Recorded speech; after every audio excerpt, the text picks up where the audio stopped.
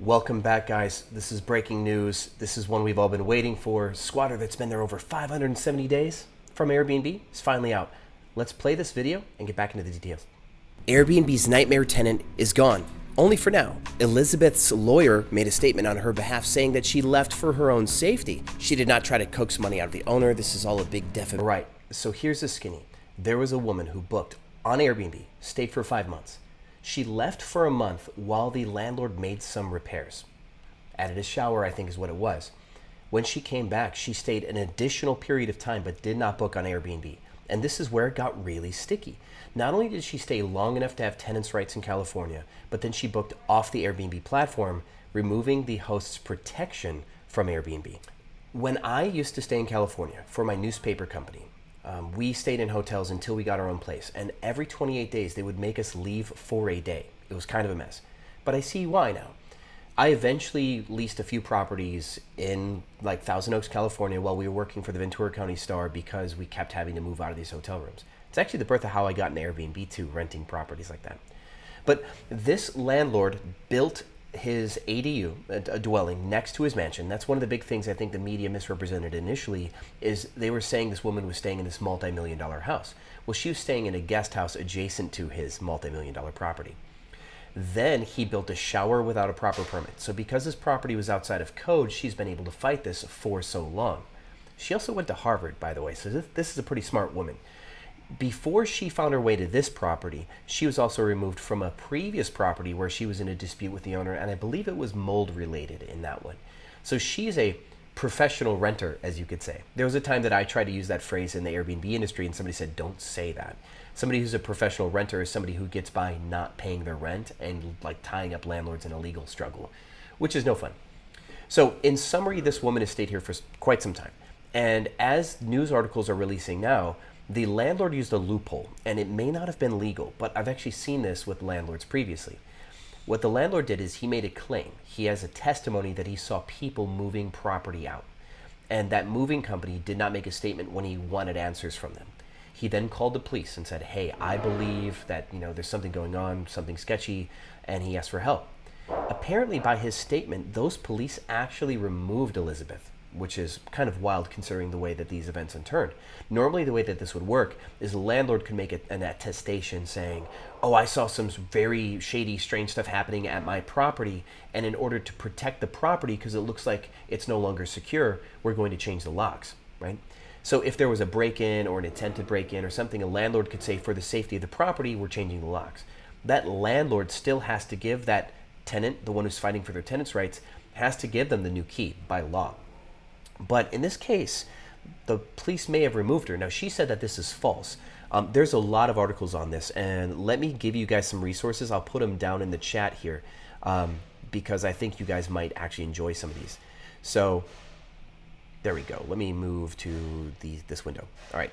So first off, there is this blank white page. It's from Document Cloud. I'm going to give you that. Hopefully you guys can load it, because what this Document Cloud page is it's like her statement from her attorney. So I'm going to put that in the chat here in a second.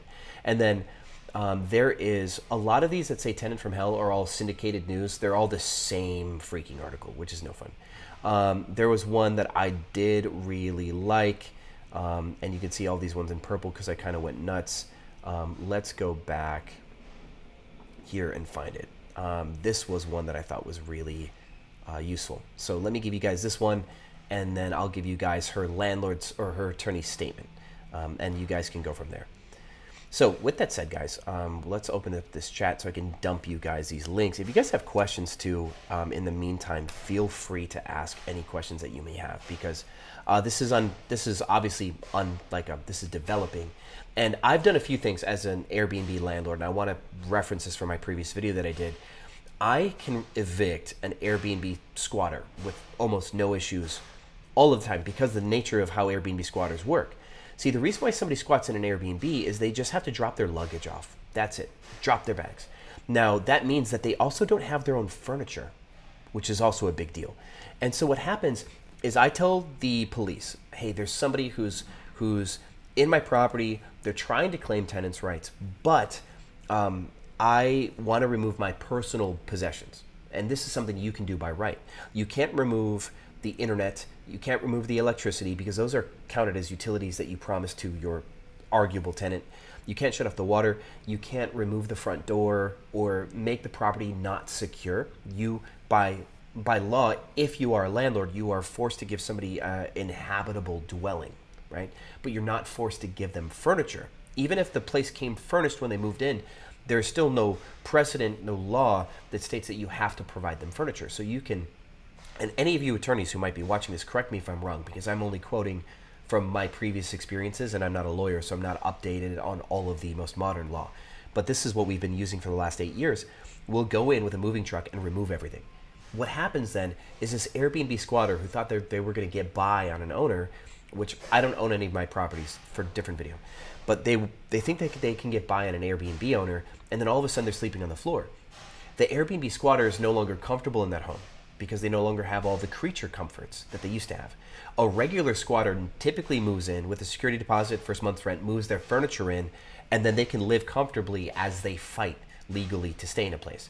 Most squatters who don't have money for furniture in an Airbnb, they're not going to pay a moving company to move their own stuff in. They don't even own their own stuff.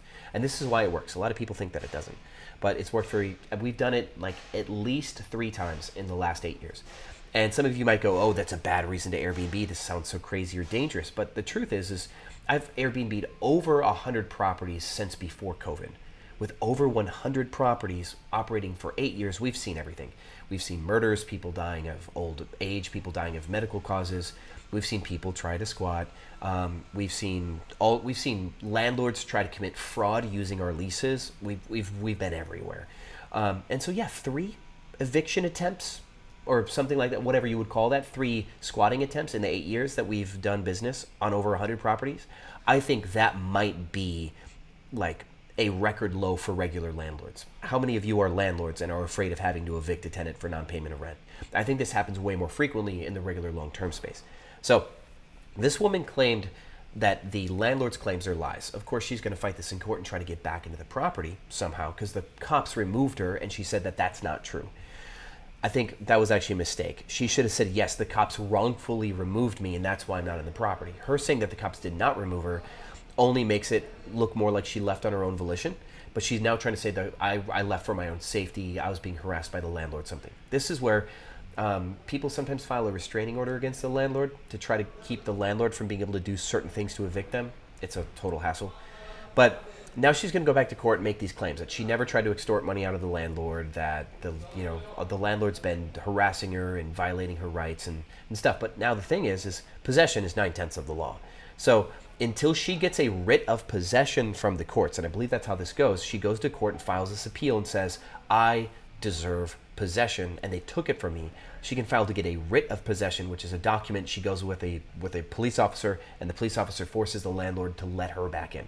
Since she does not currently have possession, there's a process. This could work typically when a property is a regular property, because let's say the person has their own furniture in there and they plan on squatting for a while. That writ of possession allows them to get back in and then kind of hold the fort again. Now, actually, let me reverse that. I think there's a counter argument for this. I think regular tenants could get more discouraged, especially if their stuff was removed. So if a landlord had somebody's stuff removed, then a writ of possession is more discouraging because they don't even have their stuff in there anymore. They'd have to move back in. An Airbnb property is already furnished. So this woman, if she gets a writ of possession, she'd be able to move back into a place that already has all the fixings. So I think this owner should actually shut down the property, remove all the possessions from it, so that way it's not even inhabitable. That way, if she gets a writ of possession, she's coming back into an empty space. So that's what I think is going on. Do any of you have any questions? If you have any questions, put them down in the comments because we can make this a very fast update. And I've got other videos on how I've actually got a previous video on how I evict squatters, like I referenced before. That looks like this, and let me put the link for that down in the chat so you can have it also. It's a pretty good video, if I do say so myself. With that said, guys, I think we're going to hear more from this very soon. The woman will probably go to court and file for writ of possession. The landlord's going to claim all the horribles against her. He won't ever get the money that he was supposed to get as a landlord from this woman, and then she may or may not get possession. may or may not. So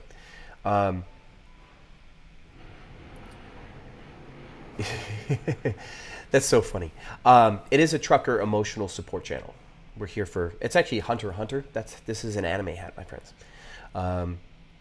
Yes, Kimberly asked, can you remove the furniture while somebody's still at the property? You absolutely can. And I had a guy who was violent once, like he was abusive against his wife. And what we told the police is that we did not feel comfortable or safe trying to remove our effects because this man has been aggressive and violent. And we witnessed it. So the police were there while we removed our stuff.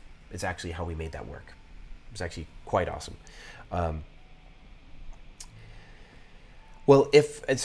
Here's another thing, Kimberly, for another question in the chat. Can you have the police, call the police and have them removed? If they do something wrong while the police are there, say you're removing your possessions, and if they become aggressive or violent or anything, if they create some form of domestic dispute, the cops are just waiting to pounce on that person for like a disorderly charge. Any arrestable offense, they can then apprehend that person. But until somebody does something worth arresting them for, they'll say that it's just a civil case. It is claiming tenants' rights versus a landlord, and you as a landlord have to take them to court because they already have possession. That is the core of the law. Possession is the law. So if somebody has possession of your home and is living in that dwelling, you have to go to court to remove them. But now we have the flip side. She's been removed or she's gone on her own volition, whatever the actual case is. So now she has to go to court and try to get a writ of possession to get in. Because now that the landlord has possession, he has kind of this incumbent right to the property until the court says otherwise. See, the court cannot enforce something that does not yet exist. And she currently does not have possession. She's going to go to court and say that I had it once and I'm supposed to still have it, and possession was wrongfully removed. If she wins that writ of possession, she could probably take that into a lawsuit and even sue the landlord for more, which could be crazy.